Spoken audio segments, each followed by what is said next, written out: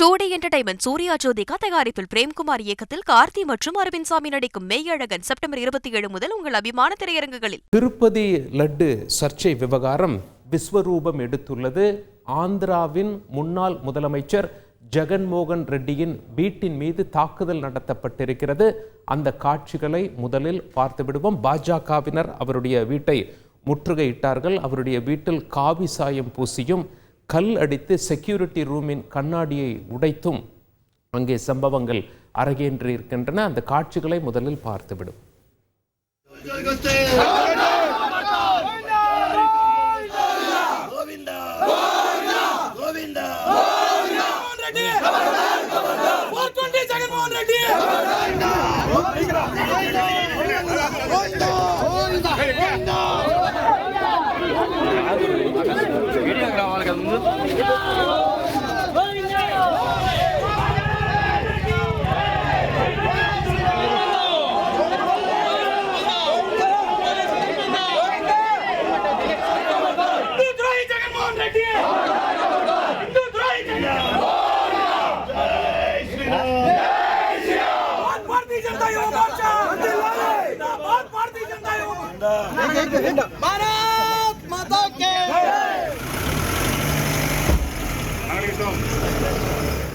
இந்த போராட்டத்தின் போதுதான் அவருடைய வீட்டில் கல் எறியப்பட்டது. அங்கே செக்யூரிட்டி ரூமின் கண்ணாடி உடைந்ததால் பதட்டம் அறிகிறது. இது ஒரு பக்கம் இருக்கையில் துணை முதலமைச்சராக இருக்கக்கூடிய பவன் கல்யாண் உண்ணாவிரதம் அறிவித்திருக்கிறார். அது மட்டும் இல்லை, காங்கிரஸ் தரப்பில் OS ஷர்மிளா சிபிஐ விசாரிக்க வேண்டும் என கேட்டிருக்கிறார்கள். இந்த வழக்கினுடைய பின்னணியை பார்த்து விடுவோம், என்ன சர்ச்சை என்று.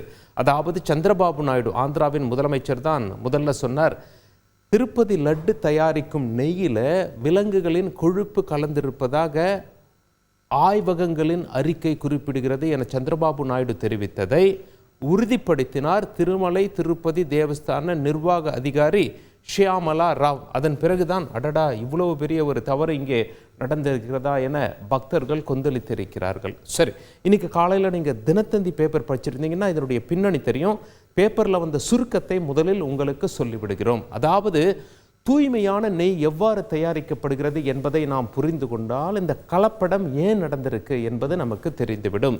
தூய்மையான நெய் எவ்வாறு தயாரிக்கப்படுகிறது? முதல்ல பசும்பாலை எடுத்து சுண்ட காய்ச்சி விட்டால் பால் ஆடை கிடைக்கும். அந்த பால் ஆடையை நன்கு கடைந்தால் வெண்ணெய் கிடைக்கும். வெண்ணெயை நன்றாக காய்ச்சினால் சுத்தமான நெய் தயாரிக்க முடியும். இவ்வளவு ப்ராசஸ் கழித்து தான் நமக்கு பசும்பால்லேருந்து நெய் வருகிறது. அதாவது நிபுணர்கள்கிட்ட சுமார் எத்தனை லிட்டர் பால் இருந்தால் 1 லிட்டர் நெய் எடுக்க முடியும் என்று கேட்டால் சுமார் 30 லிட்டர் பால் காய்ச்சினால்தான் தூய்மையான 1 லிட்டர் நெய் கிடைக்கும் என சொல்கிறார்கள். இதற்கான செலவு அதிகம். உதாரணத்தில் நம்ம தமிழ்நாட்டில் ஆவின் நிறுவன விலையானது சுமார் 700 ரூபாய் 1 லிட்டர் நெய். ஆனால் திருப்பதி தேவஸ்தானம் 1 லிட்டர் நெய் வாங்குவதற்கு எவ்வளவு பட்ஜெட் ஒதுக்குறாங்க அப்படின்னு சொல்லி பார்த்தீங்கன்னா, அதாவது லிட்டருக்கு ரூபாய் 320 முதல் ரூபாய் 411 வரை கொடுத்து வருகிறது.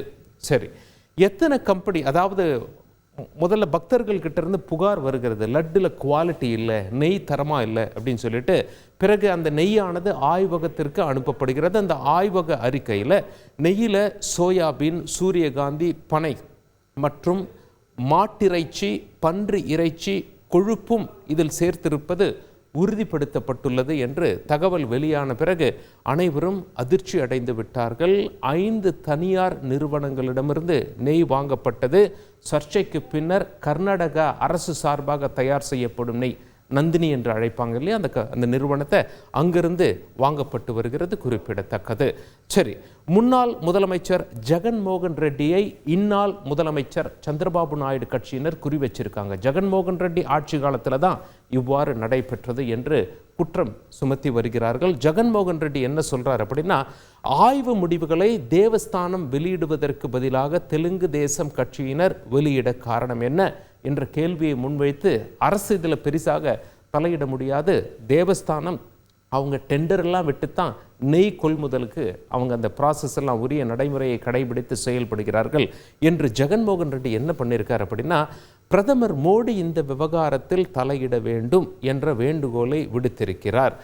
எதிர்கட்சியினராக, அதாவது தற்பொழுது ஆளும் கட்சியினராக இருக்கக்கூடிய சந்திரபாபு நாயுடு அவர்களுடைய கட்சியினர் என்ன சொல்றாங்க, இது மிகப்பெரிய ஜெகன்மோகன் ரெட்டி மீதான ஒரு மைனஸை காட்டுகிறது. அவர் ஆட்சி காலத்தில் இது போன்ற ஒரு கலப்படம் ஏற்பட்டிருக்கிறது என்பதை ஏன் அவர் இன்னும் உணராமல் பேசிக்கொண்டிருக்கிறார், முழுக்க முழுக்க அவர்தான் காரணம் என அவர்கள் சொல்லிக் கொண்டிருக்க, தெலுங்கு தேசம் கட்சியினுடைய கூட்டணி கட்சியாக பாஜகவினர் இவருடைய வீட்டு முன்பு போராட்டத்தில் குதித்து கல்லடித்து அவருடைய வீட்டு கண்ணாடியை உடைக்க, இன்னொரு கூட்டணி கட்சியான பவன் கல்யாணுடைய கட்சி, பவன் கல்யாண் தற்பொழுது துணை முதலமைச்சராக இருக்கிறார், அவர் உண்ணாவிரதம் அறிவித்திருக்கிறார். இப்படியாக லட்டு சர்ச்சை விவகாரம் விஸ்வரூபம் எடுத்துள்ளது. இது குறித்து, இந்த சர்ச்சை குறித்து பொதுமக்களிடம் கேள்விகள் முன்வைக்கப்பட்டன. அவர்கள் கூறிய பதில்கள் உங்கள் பார்வைக்கு.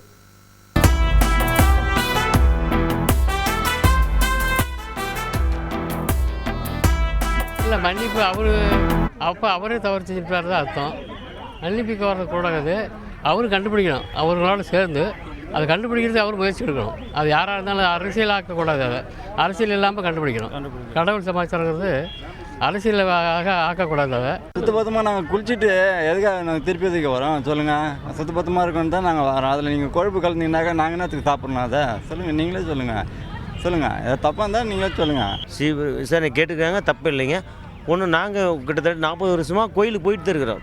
அந்த கோயிலில் வந்து நாங்கள் ஒன்று பிரசித்தி பெற்ற கோயில்னு சொல்லி தான் நாங்கள் போயிட்டே இருக்கிறோம். அந்த கோயிலை சுத்தபத்தமாக இருக்குன்னு தான் நாங்கள் போயிட்டுருக்குறோம். ஆனால் இப்படி மாட்டு கொழுப்பு கலப்பாங்கிறது எங்களுக்கு தெரியாது. இது வந்து காசு அடைக்கிற விஷயமா இருக்கும். இந்த 10 நாள் ஃபாஸ்டிங் இருக்காங்க முதலமைச்சர் அப்படின்றது வந்து மூடி மறைக்கிறதுக்கோ திருப்பி விடுறதுக்கோ ஒரு வழியாக இருக்குமே தவிர, மற்றபடி வந்து இது பெரிய ஊழல் நடந்துட்டு இருக்கிறதுக்குள்ள. ஆந்திர துணை முதல்வர் பவன் கல்யாண் உண்ணாவிரதம் இருப்பதும் இதெல்லாம் நாடகமாடுற செயல் தான் இது அப்படின்னு தான் என்னுடைய கருத்து. ஏன்னா இதுக்கு மேல தாராளமா நெய் கிடைக்கும் போது எதுக்காக அதை அடல்ட்ரேஷன் பண்ணணும்? அது இல்லாம சாமிக்கு கொடுக்குற லட்டுல போய் இதெல்லாம் செஞ்சிருக்காங்கன்னா அது பெரிய அபாண்டமான குற்றச்சாட்டுன்னு தான் சொல்லுவேன். சிபிஐ விசாரணை தேவை என்பது காங்கிரஸோட கருத்தா இருக்குது. அந்த கருத்தை நான் வன்மையா கண்டிக்கிறேன்.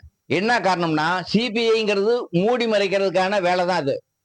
அதனால இந்த சிபிஐ விசாரணை தேவையில்லைங்கிறது தான் என்னுடைய கருத்தும் கூட. திருப்பதி லட்டுல விலங்கு கொழுப்பு கலந்ததற்கு தப்பு நடந்துருச்சு அப்படின்னு சொல்லி 11 நாள் விரதம் இருந்து சாமிகிட்ட மன்னிப்பு கேட்கறதா சொல்லியிருக்காங்க. இது வந்து அரசியலா தான் நான் பாக்குறேன். தப்பு நடந்துருச்சு, அது தப்பு நடந்தவங்களுக்கு மேல நடவடிக்கை எடுத்து அதை தண்டனை கொடுக்கணும் தான் சரியா வருமே தவிர, நம்ம சாமிகிட்ட மன்னிப்பு கேட்டு என்ன ஆக போகுது? இது வந்து வரவேற்கத்தக்கதல்ல. இது வந்து பக்தர்களோட மனசை புண்படுத்துறது தான் நாங்க நினைக்கிறோம். மாச்சோம் இது வந்து நீங்க மன்னிப்பு கேட்டா சரியாயிடுமா அப்படிங்கிறது வந்து எந்த வகையிலையும் ஏற்றுக்கொள்ள முடியாது. இப்போ சாப்பிட்டதை நினைச்சா மிக வேதனையா இருக்கு. இதுல போய் சிபிஐ என்கொயரி வச்சு சிபிஐல வந்துட்டு அதுல உண்மைன்னு கண்டுபிடிச்சா மற்றதெல்லாம் சரியாப்படுமா? இதுவரைக்கும் செஞ்ச பித்தலாட்டம்லாம் சரியாப்படுமா? 2D என்டர்டைன்மெண்ட் சூர்யா ஜோதிகா தயாரிப்பில் பிரேம்குமார் இயக்கத்தில் கார்த்தி மற்றும் அரவிந்த் சாமி நடிக்கும் மெய்யழகன் செப்டம்பர் 27 முதல் உங்கள் அபிமான திரையரங்குகளில்.